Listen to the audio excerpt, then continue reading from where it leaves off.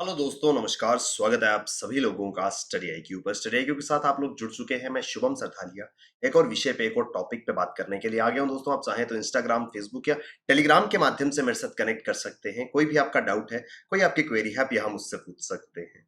जिस विषय पे हम बात करने वाले हैं वो संबंधित है हरियाणा राज्य से। दोस्तों, हरियाणा सरकार ने जो चारा है, जिसे तूड़ी कहा जाता है, वीट की फसल की कटाई होने पर जो रेजिड्यू निकलता है, जिसको जानवरों के चारे के रूप में इस्तेमाल किया जाता है, उस फॉडर, उस तूड़ी के ट्रांसपोर्टेशन पे बैन लगा दिया है।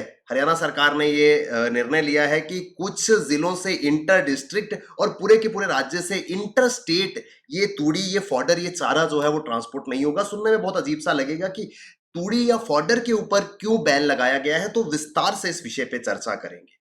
दोस्तों, आपके लिए एक बहुत बड़ी गुड न्यूज मैं आपको बताने जा रहा हूं। स्टडी आईक्यू अब आपके लिए रीडिंग मटेरियल लेकर के आ चुका है। दोस्तों, first edition of fundamentals of geography.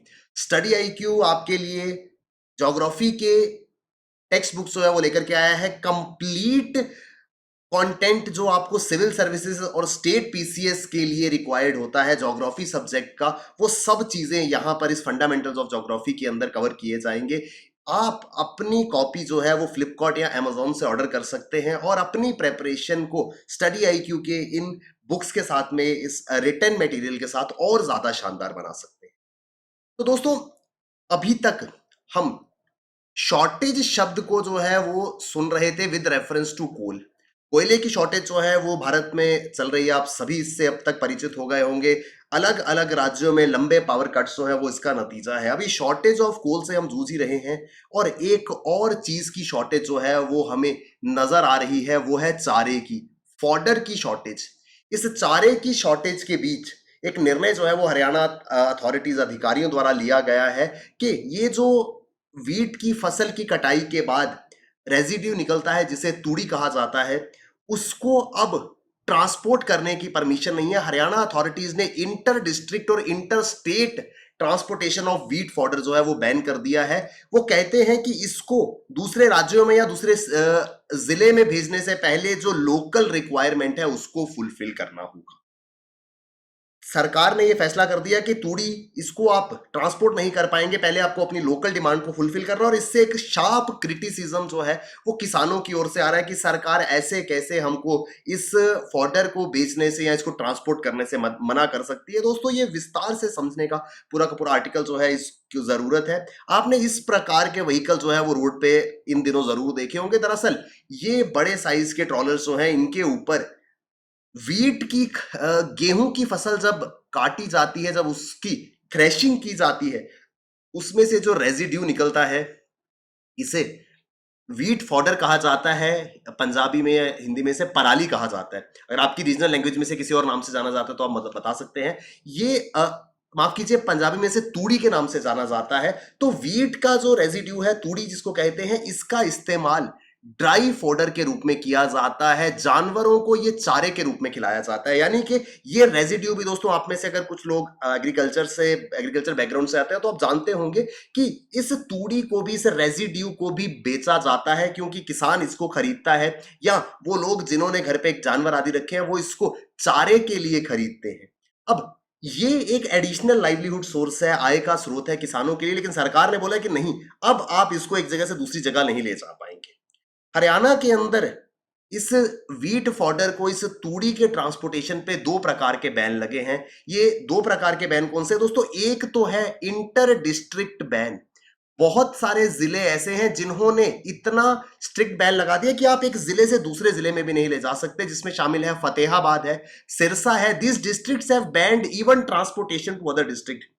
कि पहले जितनी रिक्वायरमेंट फतेहाबाद की है, सिरसा की है, उसको फुलफिल करो, फिर आप किसी दूसरे जिले में इसको बेच पाएंगे। The inter district sale of dry fodder has been prohibited for brick kiln and cardboard factories too. दोस्तों, ईंट के भट्ठे, जहां पर ईंट बनती है, उसमें इस तूड़ी का इस्तेमाल किया जाता है। या एक क्वालिटी ऑफ कार्डबोर्ड आता है, एक गत्ता आता है, जिसके अंदर तूड़ी जो है वो मिलाई जाती है। तो इन इंडस्ट्रीज में, कार्डबोर्ड हो गया या ब्रिक किलन हो गया, वहां पर तूड़ी का इस्तेमाल किया जाता है, इस ड्राई व्हीट फॉडर का इस्तेमाल किया जाता है, तो इनको भी बेचने से मना कर दिया गया है, क्योंकि सबसे पहली रिक्वायरमेंट जो कैटल फॉडर की है उसको फुलफिल करना है।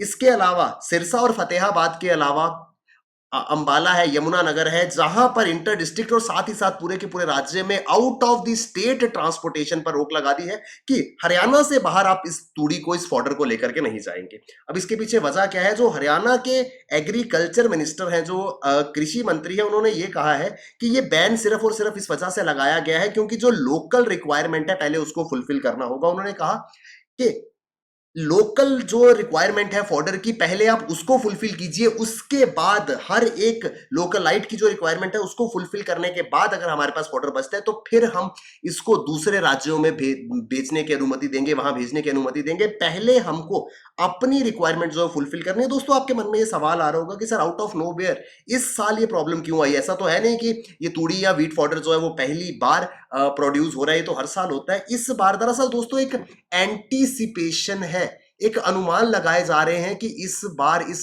ड्राई फॉडर की, इस तूड़ी की शॉर्टेज हो सकती है। दोस्तों, शॉर्टेज, अभी तक हम कोयले की शॉर्टेज से जूझ रहे थे, वो क्या कम था? जो एक और कमोडिटी की शॉर्टेज हम फेस कर सकते हैं, व्हीट के प्रोडक्शन को लेकर के एक एंटीसिपेशन की जा रही है, एक अनुमान लगाया जा रहा है कि इस बार क्योंकि वीट की पैदावार उतनी अच्छी नहीं हुई, तो वीट की फसल से ही ये रेजिड्यू निकलता है। जब वीट की पैदावार कम है तो इस ड्राई वीट फॉडर की शॉर्टेज हो सकती है, जिस वजह से सरकार ने निर्णय लिया है कि किसान को कि आप पहले अपनी लोकल रिक्वायरमेंट फुलफिल कीजिए। ऐसा ना हो कि आप अपने सारे के सारे ड्राई फॉडर को दूसरे जिलों या दूसरे राज्यों में ट्रांसपोर्ट कर दें और जब आपकी लोकल रिक्वायरमेंट को फुलफिल करने की बात है तो हमारे पास ये ड्राई फॉडर या ये वीट फॉडर बचा ही ना हो।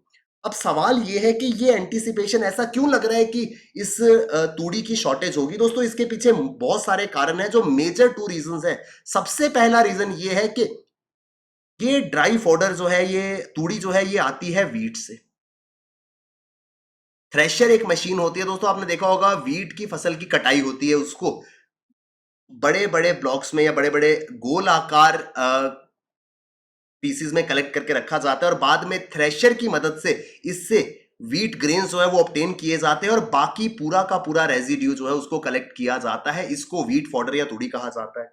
इस तूड़ी को बेचा जाता है क्योंकि ये चारे के रूप में इस्तेमाल होती है। लेकिन प्रॉब्लम यहां पर सबसे बड़ी ये है कि हरियाणा के अंदर, खासकर सदर्न हरियाणा में, बहुत सारे किसान ऐसे हैं जिन्होंने व्हीट कल्टीवेशन को रिप्लेस कर दिया है मस्टर्ड कल्टीवेशन से। यानी कि अब वो गेहूं की खेती करने के बजाय सरसों की खेती कर रहे थे और सरसों की खेती में फॉडर जो है वो नहीं मिलता है। यानी कि अब फॉडर जितना चाहिए था, जितनी तूड़ी चाहिए थी, उतनी प्रोड्यूस ही नहीं हो रही है। ये सबसे बड़ा रीजन है। दूसरा रीजन ये है, एक तो क्या हुआ कि जितना चारा हमको चाहिए था उसके लिए साइमल्टेनियस जितना वीट रिक्वायरमेंट, जितना वीट प्रोड्यूस होना चाहिए वो नहीं हो रहा, क्योंकि एक मेजर पोर्शन ऑफ फार्मर्स जो है वो अब मस्टर्ड उगा रहा है। दूसरा बड़ा रीजन ये है कि इस बार एकदम से बहुत ज्यादा गर्मी होगी। दोस्तों, आपने देखा जिस तरीके से फरवरी महीने में बारिशें देखने को मिलती हैं, इस बार वैसा कुछ भी नहीं हुआ। एकाएक बहुत ज्यादा गर्मी पड़ गई और मार्च और अप्रैल के महीने जो है वो पिछले 120 सालों से ज्यादा के रिकॉर्ड को उन्होंने तोड़ दिया है। इतनी गर्मी इन 2 महीनों में कभी देखने को नहीं मिली। एकदम से समर टेम्परेचर बढ़ गया, जिस वजह से वीट की फसल अपनी प्रॉपर ग्रोथ या उतने अच्छी क्वालिटी की नहीं हो पाई। जब प्रॉपर मात्रा में वीट की फसल नहीं हुई तो उस वीट की फसल से निकलने वाला रेजिड्यू का भी प्रोड्यूस जो है वो अपने आप कम हो जाएगा। तो ऑलरेडी लोग उगा कम रहे थे, उसमें से भी टेम्परेचर कंडीशंस के कारण जितनी रिक्वायरमेंट थी उतना वीट प्रोड्यूस नहीं हो पाया। इस वजह से जो अधिकारी हैं उनको लगता है कि क्योंकि वीट प्रोड्यूस उतना नहीं है, जब वीट पर्याप्त मात्रा में नहीं है तो उससे निकलने वाला जो ये ड्राई फॉडर है, ये जो तूड़ी है, इसकी भी पैदावार में कमी आएगी। दोस्तों, ये जो ड्राई स्पेल रहा है, ये जो हाई राइज इन टेम्परेचर रहा है, इससे कितना इंपैक्ट पड़ा है इस बात से समझा जा सकता है कि प्रति एकड़ 4 से 8 क्विंटल अब कम प्रोडक्शन हो रही है। दोस्तों, 4 से 8 क्विंटल यानी कि 400 से 800 किलो लेसर प्रोडक्शन हुई है प्रति एकड़ में, और इसके कॉरस्पॉन्डिंग इतना ही इंपैक्ट जो है वो फॉडर के ऊपर भी पड़ा है। इसके अलावा जो हरियाणा के किसान है उनका ये भी कहना है कि ये शॉर्टेज जो है, इट इज बिकॉज ऑफ ये जो वीट की कल्टीवेशन कम हुई है, इसके पीछे एक कारण और भी है, वो है shortage of DAP, di ammonia phosphate. दोस्तों शायद इसके बारे में आपने सुना होगा, ये एक प्रकार का फर्टिलाइजर है जो अक्टूबर के महीने में काफी ज्यादा शॉर्टेज में था। पर्याप्त मात्रा में किसानों को ये डाई अमोनियम फॉस्फेट नहीं मिल पाया, जिसका इस्तेमाल इस वीट की प्रोडक्शन को बढ़ाने के लिए किया जाता है। तो इस फर्टिलाइजर की कमी की वजह से वीट प्रोडक्शन जो है वो कम हुई है। दोस्तों अक्टूबर 2021 में हरियाणा के अंदर इस डाई अमोनियम फॉस्फेट की शॉर्टेज जो है वो देखी गई थी, और इसको लेकर के काफी ज्यादा प्रोटेस्ट भी हुए थे।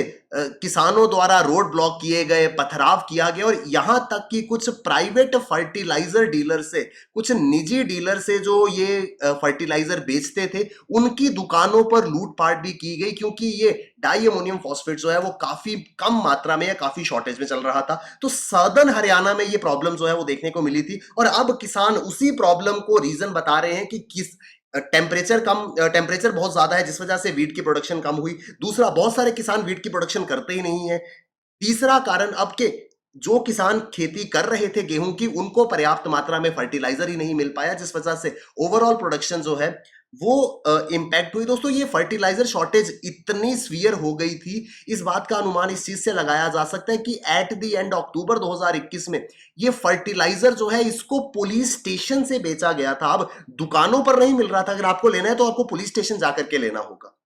अब ये सारी की सारी सिचुएशन जो है, ये पूरा का पूरा एनवायरनमेंट जो है, इससे क्या हुआ, अल्टीमेटली वीट प्रोडक्शन कम हुई और वीट के साथ साथ फॉडर प्रोडक्शन कम हुई। ये मेजर रीजन है कि अब हरियाणा अथॉरिटीज जो है उनको लग रहा है, क्योंकि वीट की प्रोडक्शन कम है, फॉडर कम है, तो अगर ये जो कम मात्रा में फॉडर है इसको भी दूसरे राज्यों में ट्रांसपोर्ट कर दिया गया, तो लोकल डिमांड जो है उसको मीट अप करना बहुत मुश्किल हो जाएगा। इस वजह से उन्होंने ये रिस्ट्रिक्शन, ये बैन जो है वो लगाया है।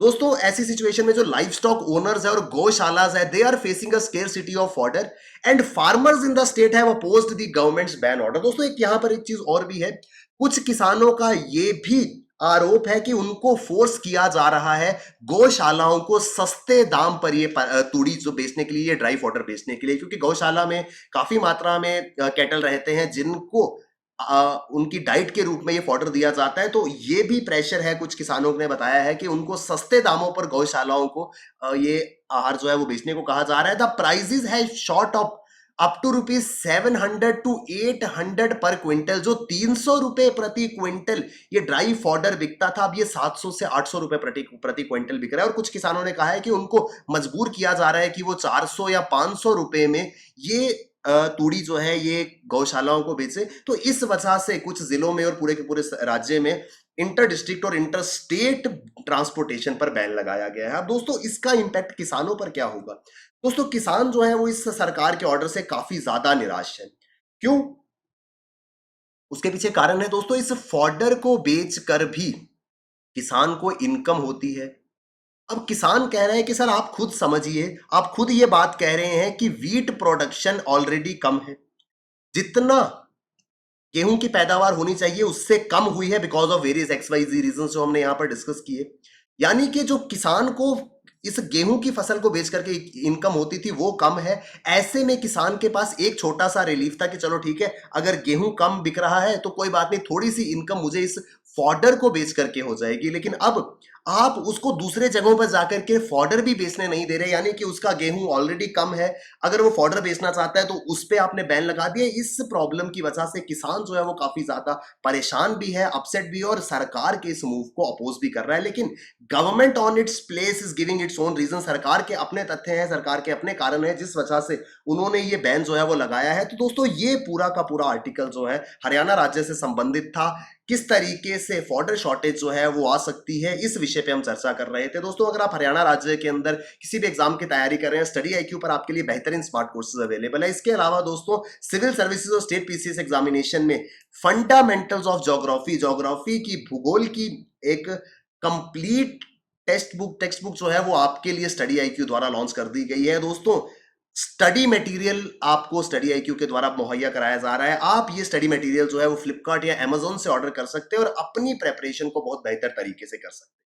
बेस्ट ऑफ द क्वालिटी आपको इन टेक्स्ट बुक्स के माध्यम से स्टडी IQ पब्लिकेशन द्वारा दी जाएगी।